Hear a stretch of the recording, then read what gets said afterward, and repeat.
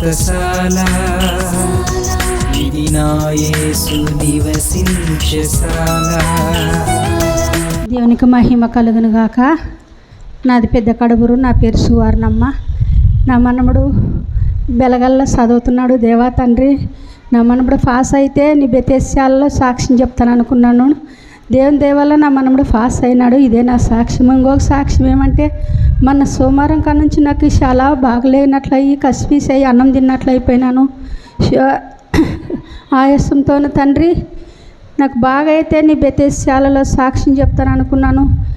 యేసు రక్తం వేసుకొని ఈ శాలలో గడవే నూనె తాగినన్నడే నాకు అన్నీ బాగైంది. దేవునికి స్తోత్రము. ఇక్కడ వచ్చినారు వెనకందా వందనాలు. అమ్మగారికి అయ్యగారికి వందనాలు. నా పేరు చిట్టమ్మ, మా ఊరు సిరాలదొడ్డి. నా సాక్ష్యం ఏమంటే, తలనొప్పి పోతే కొంచెం ఇక్కడ గడ్డ ఉంది. ఆ గడ్డ ఆర్ఎంబి డాక్టర్ని తీసుకొని పోయినాను కదా, కర్నూలు కింద దూరం వచ్చానని.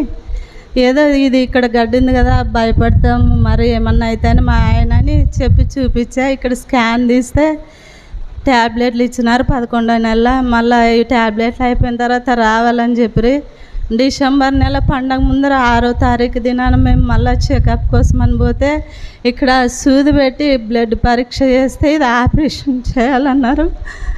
కానీ మరేమవుతుందని మా ఆయన అదబడి ఆలోచించినట్ల ఏ విషయంలో కూడా తగ్గనట్ల మరి సైతన శోధన వలన మంచి గొప్ప కార్యమో తెలియదు. ఇక్కడ చేసిన వెంటనే బ్లడ్ పరీక్ష ఇంట్లో రిపోర్ట్లు ఆపరేషన్ అన్నారు. నేను ఆపరేషన్ జరగకముందు ఒకరోజు అమ్మవారి దగ్గరికి వచ్చాను. ఏం కాదు భయపడొద్దని అనిందమ్మ. మంగళవారం 3వ తారీఖు ఆయన 6వ తారీఖు రమ్మన్నారు. ఏమో దేవుని చిత్తం అనిపోతే సర్జరీ చేయాలన్నారు. చేసిన రోజు ఈ రోజు వరకు నేను బయట పనికి వెళ్ళలేదు. ఇంట్లో పని కూడా సమంగా చేసుకోవటం లేదు. మనుషులని తలెత్తి చూడాలంటే కనురెప్ప మూసుకోవటం. మరి చేసిన ఈ యొక్క ఆపరేషన్లో ఏ తేడా ఉన్నదో తెలియదు. దేవునికి అసాధ్యమనేది ఏది లేదని దేవుని పైన ఆధారపడి ప్రతిదినం యేసు రక్తం ద్వారా అమ్మవారితో ప్రార్థన చేయించుకున్నాను. అమ్మ వారాలు తిరగమ్మనేది నాకు ఇబ్బంది ఉందమ్మ అంటే, సరే ఎప్పుడు బాగైతే అప్పుడు తిరగండి. కానీ మరి నిన్న శనివారం రావాలని ఎంతో ప్రయాసపడి వస్తే కానీ అమ్మవారి చివరి ప్రార్థనలో నేను వచ్చాను. ఎండాకాల సమయం కదా, త్వరగా ముగిచ్చేది నాకు తెలియదు. నా ప్రయాసతో నేను వచ్చాను. టైం అయిపోయాక సాక్ష్యం చెప్పలేదు, కానుక మాత్రం వేసిపోయాను. ఈ సాక్ష్యం చెప్పాలని ఈ యొక్క దినాన్ని అనుకొని తలంచుకొని మరి అమ్మవారు చేసిన ప్రార్థన వలన మరలా నాకు ఇంకా బాగా కావాలని అయ్యగారు అమ్మగారు ప్రార్థించాలి. నా కుటుంబం శాంతి సమాధానం, నేను పనికి వెళ్ళటకు నాకు దేవుడు పెంచేయమని ఇదే నా సాక్ష్యాన్ని. ఇక్కడ నా సాక్ష్యం ఏమంటే, నా కొడుకు కాకినాడలోనే సాఫ్ట్వేర్ ఇంజనీర్ కోర్సు తీసుకొని కాకినాడలో చదువుతాడు.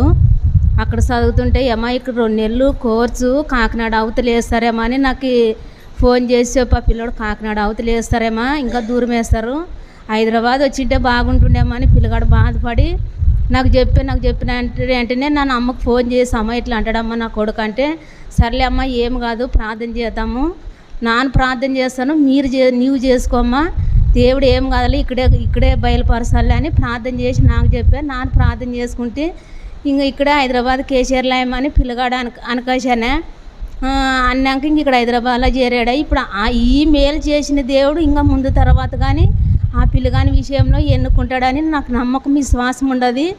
ఇంకొక విషయం ఏమంటే, నా కూతురుగానే మన మాట కథ అయింది. మరి ఏ ఆటంకం లేకుండా నిన్న మన డబ్బు లేదని బాధపడుతుంది, ఇచ్చేవాళ్ళు కానీ డబ్బు ఇస్తామని పలికేర వాళ్ళ నోటి వెంట ఇంక ముందు కార్యాలు కానీ దేవుడు జరిపిస్తాడు. అయ్యగారికి అమ్మగారికి వందనాలు. నా పేరు మరియమ్మ, మా ఊరు గుడికల్లో. సిగ్గుపోయింటే అసలు గుడికి పొచ్చర్లు పట్టుకునేదాన్ని, ఒకటే నొప్పి నొప్పి నొప్పి అని ఫొర్లాడి ఏడుస్తుండే సాలల్లోన. ఈ పొద్దు చేను రేపు మిగిలింది కదా, పొద్దుగాలకి ఇంటికి పోదాం రండి అని అందరూ మాట్లాడుకొని ఇంటికి వస్తే ఇంటికి వచ్చినాక యేసు రక్తం మనసులో అనుకొని, దేవుడా తండ్రి బాగైతే నా కుమారునికి నీ సన్నిధిలో సాక్ష్యం చెప్తాను అనుకునేంటి. యేసు రక్తం అంటించిన తర్వాత వెనకనే కొంచెం మేలు అయిందంట. మరి తక్కువ ఏదైనా లేదా నన్ను పాశ్రమంతా ప్రార్థన చేపిస్తామని పాశ్రమంతా ప్రార్థన చేపిస్తే ప్రార్థన చేయించినాక వెనకనే ప్రార్థన అమ్మ ఫోన్ అట్ పెట్టేసేదా ప్రార్థన అయిపోయినాక వెనకనే లేచి ఉరుకులాడేవని తీరు లేచి గంతులేసేవని తీరు లేచి తిరిగిలాడా. నువ్వేం రా కడుపు నస్తుందా లేకుంటే నువ్వు అరువులెత్తే ఉన్నాయి అట్లా అని మా ఊరు పాప అనింది.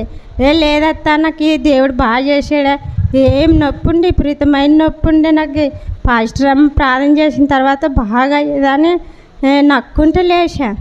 పాస్టర్ ప్రార్థన చేసిన దానికి పాస్టర్కి గారికి అందరికి వందనాలు, ఇక్కడ వచ్చిన వారికి అందరికి వందనాలు. నా పేరు సులోచన, నాది ఖైరవాడి.